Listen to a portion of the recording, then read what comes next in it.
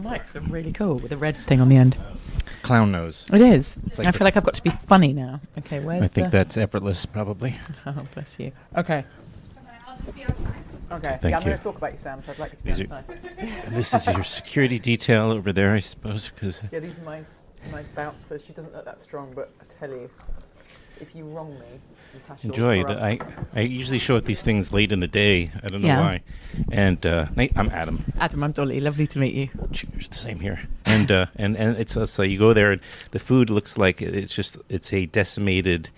It looks like people had ascended upon. So this was really nice. I got here and it was amazing. I was like, oh, this is what it's like. Yeah, apparently this is what it's like. I know this isn't my norm. I'm going to pretend it is. Yeah, this is my life. You have to remember to come in early. Also, people's minds are fresh and like a blank slate after Yeah, they haven't got their 2 or 3 hours sleep they had the night before. Yeah, unless they've had a sort of traffic incident, they're going to be in good spirits and happy to talk. Did that happen to you? No. Oh, you brought it up. No, I didn't drive myself here. I just want to mention a couple of things first, and then, Go on, then. We'll go right into questions. One is, I went to summer camp in Vermont with Asa Jacobs. Oh, did you? So we go back. Yes, great. Yeah, sure. And then the other thing is also, and he did my podcast, which was fun because great. with the first season of Dolly and Doll and M, yeah. Doll and M. I said, yeah, I want to do that because they just approached me about it. I said, my connection with Azazel. And so, and then the other thing is, who else? There's one other. Oh, Andrew High. This spring, I had him on the podcast with his new film about the Lean on Pete. Lean on Pete. Exactly. Yes. So He's wonderful, isn't he? so Andrew nice. Haigh, yeah, he's very warm. He's and, yeah, really bright, effortless. I really Great love guy. him. Yeah, I would Great love guy. to work with him again. He's wonderful. And I'm sure you will.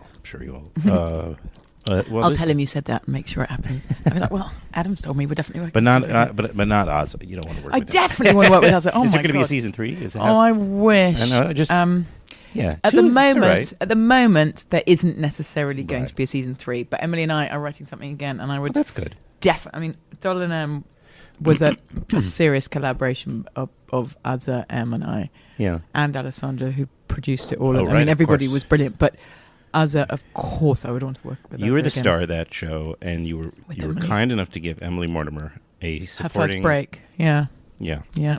Very thoughtful. I know. And you kind of do the same in this film. I know. Can you ever forgive me? Yeah, I just thought Melissa deserved Yeah. a moment break. in the sun. Yeah. Yeah. I gave it to her. She's not bad in it. You play Anna, I do. right? I would pronounce it Anna because I'm English, but I do. I know- I do okay. play Anna. Well, is it Anna or is it? I thought Well, I was actually, going. I'm I was American going in it, British. so- You are American and flawlessly so. I knew you were Thank you. British, but if I hadn't known, I was thinking. It occurred to me that you in particular. I mean, you sounded great. I mean, like an So American. sweet. Yeah. Well, when like you say really, you in particular, I was the only person in the film that was putting on an American accent. Did you think my American accent That's was true. better than Melissa's? Well, I meant in the broader scheme of British actors Well, playing thank you. Americans, Thank you very really, much. truthfully, and there's a long history of that, Mm. right? But you're right. Richard E. Grant, who's in this film, is already he doesn't No, attempt that. No. An American, no. I I know. So was there? I know this is taken from Lee Israel, who's the who wrote the story Yes, she wrote a memoirs in a in memoir. Yeah. 2004, I think. I have to check on that. I think it came out. She wrote Can You Ever Forgive Me, based on what she'd gone through, her life Mhm. as a brief career as a forger. Right. So yeah, I'm not sure what your question is. Oh no, Sorry, I didn't get. I took over. I was kind of setting it up, and Yeah. I guess my question was, you read it. Yes, did you I have did, a chance yeah. to read it? Uh-huh. I guess it would make sense to do your due diligence Yes. leading up to the film, Yes. right? It was Anna. Was she? Was she a real? No, she Or was she wasn't. like She wasn't composite? not a real. Exactly, she was Oh. a composite. Really? Could look at listen. Now I don't know if I say composite or composite. What would you say in the UK? We'd say Don't say it again because I can only hear what you're Gotcha. saying now. All right. I think we'd say Let's skip it. a composite. Oh, okay. But that's part of what's hard when you do an American accent. Yes. That's the thing I have the most trouble with. Right. Is the inflection. Yeah. Because an English That person makes would perfect say, sense, right. "Come over to my house and we'll have some chocolate cake." You would say, "Come over to my house and we'll have some chocolate cake." Oh, interesting. So that's why you say Yeah, right. composite, whereas we say That's right. composite. Oh Yeah. no! Because getting the no, you got it. Because getting the actual accent is at a certain point, it just sort of takes, Uh-huh. right? You kind of get your way into it. Mm-hmm. I don't know if you do others. I can do quite a few. actually. But the American is the one I'm the most self-conscious about, weirdly, because I'm not really a perfectionist about anything much, but my father was an actor and a satirist, and he used to be able to do really good accents, and I don't like hearing it not... It sort of makes me really cringe when I can hear it not sounding quite right. And with what I think is very hard about doing an American accent, and I think most English actors think this, is that when you first start doing it, when you're about to have an audition or something, you feel like a robot, because English people, the cadence of how you're talking is so much, up and down, so much more. And so when you're first trying just to learn the lines or have it with an American accent, it feels very, very flat, and you can't work out who you are. And then you've got to put the layers on afterwards of trying to be. Is it harder to do? I mean, since we have so much time, I can go off on a tangent, like the accents and the I quite dialects. Like but can you do several dialects too? No, I could if you British have like at least 2 or 3 dialects. And we have a few on that. No, depends on where I have to be from, and then I would really practice, and I would find that really fun. I just had an audition for something when I was American. I was like, "Oh, really? Where are they from?" And they went Central, and I was like, "No, but where exactly?" Because I was thinking that's part of what's really fun, is getting really specific. Yeah. But my husband is American. Oh. And I think it was when I first started going out with him many years ago that I just felt cringed by doing an American accent. But on Can You Ever Forgive Me, I really put in a lot of time so that it could get to the point where I wasn't thinking about my accent. When I was... Right. It takes place in New York. It does, yeah. In the and you run or own. It was inherited, as you mentioned in the film, but it's your bookstore. Yeah. Which is actually a real bookstore. Yes. Crosby Street Bookstore. And it was almost like I could imagine, because there's so few independent bookstores, and we can move on to that too, because there's so few left that it seems like every one of them was in the movie. I know. I used to live on the Upper West Side until recently, and right around the corner from that one, which had the loft level. You know which one I mean? It's like a duplex kind of bookstore. It's in the film. It's in the film. Yes, West Side Books. Yes, something like yes, that. Yes, I do remember. That was also in Todd Haynes' film. Love both of them. They're both great. Anybody Todd is great. Todd also. There's Sweeney Todd wasn't so good. He didn't direct it. Given the opportunity. But it's so true. Excuse me. When I was growing up, and I'm sure it was before your time even, but right. there were lots of independent bookstores everywhere. I know. No, it feels. And even earlier than that, there were that many more. Well, I only moved to New York in 2013 from London, but I have, and it's like it starts sounding so old and boring because I have kids and they don't really like reading, and I'm sure if I grew up, same thing. I'm sure if I'd grown up in a time where there were iPhones, like I have noticed a huge down even in myself because you get into bed and you're tired, and I've tried to do that thing of turning all the apps off at a certain time at night, but I'm just sort of turning them back on. But when I grew up, there was a shop called John Sando on the King's Road in London when I was 14. And my mother, it sounds so square now, but that was a real treat. At the beginning of the holidays, I was taken to the bookshop and I could choose like 6 or 7 books for the summer holiday. And I was an avid reader. I just couldn't read. I've read everything by Jane Austen by about 14. I'd read Jane Austen, is that her name? No. But I couldn't stop reading. I mean, Jane Austen was also my great, like 8 great aunts. So get out of here. I know, isn't that crazy? That's so exciting. So I had a reason to. But anyway, if you go back that far, Dostoevsky, I'm sure is a relation of mine, I'm sure Tolstoy, Chekhov. But, so I really loved reading. So when I came here in 2013, my kids were 8 and 11. Mm-hmm. And the only bookshop near us, but I loved it, was Court Street Bookshop. Oh, yeah. That was a brilliant one. I figured you were in Brooklyn. Yeah, and it was. I've moved since then, but and I loved that bookshop. And it feels, proper bookstore. Yeah, and that was where I lived in London. There was a proper bookshop that I'd go to with my kids, and it was like a sort of like being at somebody's house, just a sort of like a friend. Yeah. And then that one bookshop near me closed.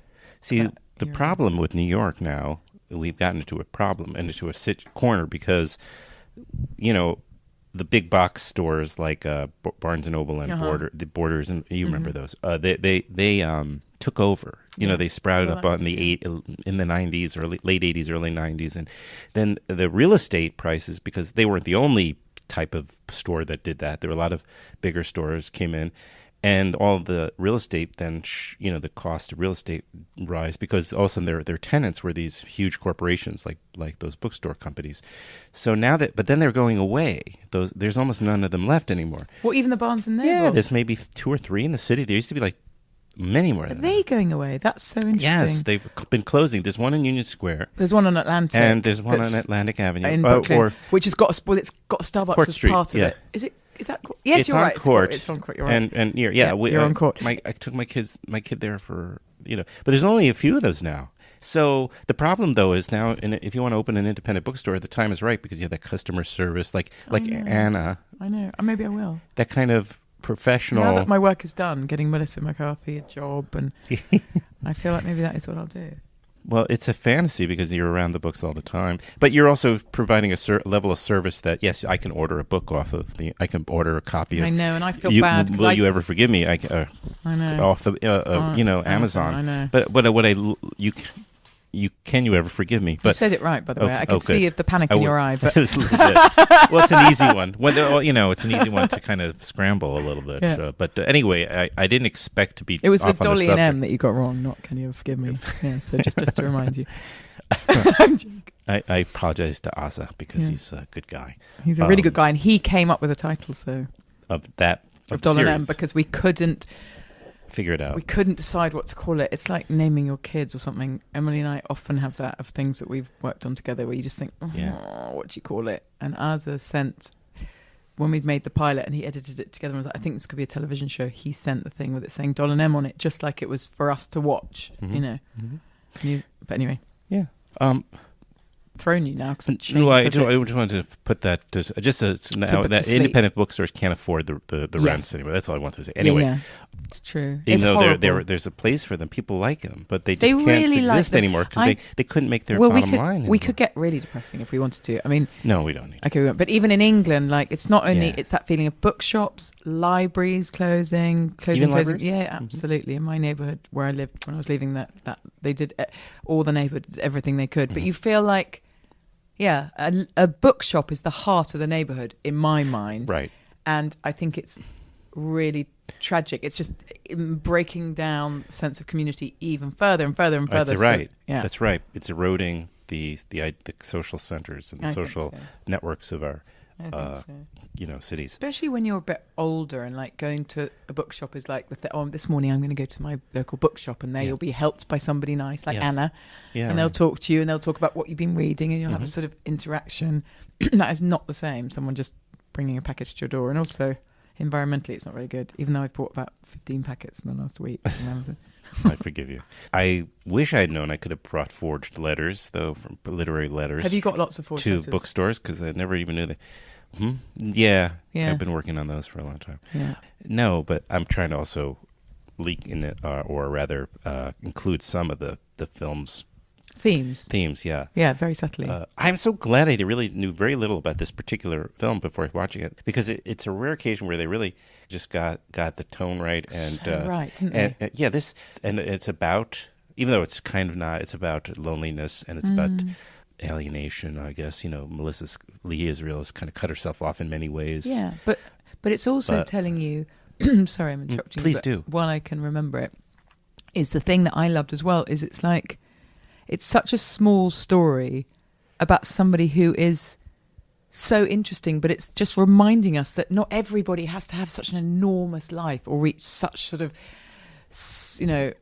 whatever the word is. I'm just doing it with my hands so you don't have to see. That's right. Reach such dizzying heights by a certain age that, like, you're not successful because your book hasn't sold this many copies and you haven't had this many. That she was a really rich and interesting character, and I'm find people like that. So I'm so sort of impressed by people that really stick to their own path and they're not people pleasers and are not willing to change any aspect of themselves. I've got some of those in my life, and it's really, you feel two things. You feel so impressed and that they really are a pure artist, and you also feel sorry because that is part of life, is having to change a little bit, having to sort of work out how to be your best self within the confines of things, being, I don't know, having to sell things or, make a bit of money and live. But that scene, it doesn't give anything away, but when her agent is telling her, that you have to be a bit more famous to act like such an arsehole, and she's just not going to change. It's a great scene. It's so. I mean, the Jane whole Curtin got a really nice, brief but juicy part. Well, that's the thing. There aren't that many people in the film apart from Melissa and Richard. I mean, I don't do a huge amount, but it's lovely to see. Oh, there's just a sort of connection between them that. I mean, that's the downside of Lee, is that she just doesn't feel like she deserves to have a nice time. Those people that just sort of whip themselves, hair shirt wearing. But I agree. I think it's a really beautiful small film that I think the performance is incredible. I think it looks so beautiful. Arjun, who did the costumes, is a real genius, I think. I think it looked just so spot on. It really took you to the early 90s. And I wish I didn't move here, as I say, till 2013, but you fall in love with New York. New York is such a huge character in the film. Yeah. Did you... No. I was trying to figure out what I'm trying to ask. I could just listen to you talk about it. You didn't really need to do any research. No, come on, it's such a stupid question. Let's no, move on. you're so sweet. I didn't really, but I just read. The best research, I think, as an actor in a way, is just really, really, really, really, really familiarizing yourself. So it's not a story anymore. It's your story. And there's no time for rehearsals. No, or anything I was like only that on anymore. it for about 4 or 5 days. Right. I think there's no rehearsal. Yeah. But Mari, obviously, I'd have to say that, but I really mean it. She's a really deft, brilliant director. Marielle Heller. Yeah, she's a Marielle Heller is such a good director in that she really, you have real respect for her and you really want to please her, but it's so relaxed and intimate the way she tells you, because I did feel quite nervous at the beginning. I was not doing my own accent, and I was working with Melissa McCarthy and Richard E. Grant. You're like, wow, these two are fantastic. And this is a really lovely little story. I want to just do my best. But Mari, the director, has got such a fantastically light touch, and you so trust her. And you really feel like you've got her eyes on you. She's really concentrating and has got the whole picture of how she wants it to be. So you really trust her, and then it just becomes really fun. Right. How many features have you made now? Oh, gosh. Quite a few. Quite a few, actually. Yeah. I mean, well, I've had small parts in many. Right. Since I've lived in America, I've been in this one. I was in one with Reese Witherspoon called Home Again. Home Again. That's right. I was in one that Lake Bell directed called I Do Until I Don't. Anyway, I've done a few, yeah. So, do you like this kind of size, you know what I'm saying, of an independent film, but it's got... Fox Searchlight it's great because people will know about it. It's got kind of a sweet spot in a way. I know, I totally agree. There aren't too many films that come out every year like this particular film, which is small but kind of also small, but will really be pushed and dramatic. And has it's just a character-oriented film. It's just not that many. No, and there's a gimmick, but it's not much of a gimmick. I mean, if you're talking about forging, it's. No, this is my sweet spot for films that I enjoy watching are small, slow films just real characters who you believe, and it's just beautifully. I mean, Melissa is so good in it. I think she really is. She's taking it. It couldn't have been made without a Melissa McCarthy, and yet in this day and age, sadly, but. At this, so it was really. I don't want to say it's great. It's great that she's able to pull that off. I guess she can do what she wants, but she probably has a lot of pressure. She's intelligent enough to know when you see something, because that I don't know if you've interviewed her yet, but her husband was. I wasn't allowed to. No, I'm kidding. I didn't even ask. Oh, well, anyway, her husband got a part in the film first, and that's why she read the script. Oh, I didn't know that. Yeah, and she was like, "Oh my God, who is playing Lee Israel? This is the most incredible." That's funny. And it had a full start, and it was going to begin as something, and then it fell apart, as films often do, and then it happened again. I see. That kind of happens in this series, Nobody's. What is it called? That series she EP'd. I don't know. Thank you. There's this series. I arbitrarily watched it. I just was looking for a comedy because there's so much dramatic television on right now, as you know. But there's not a ton of comedies, and I just for the sake, I was just trying different ones.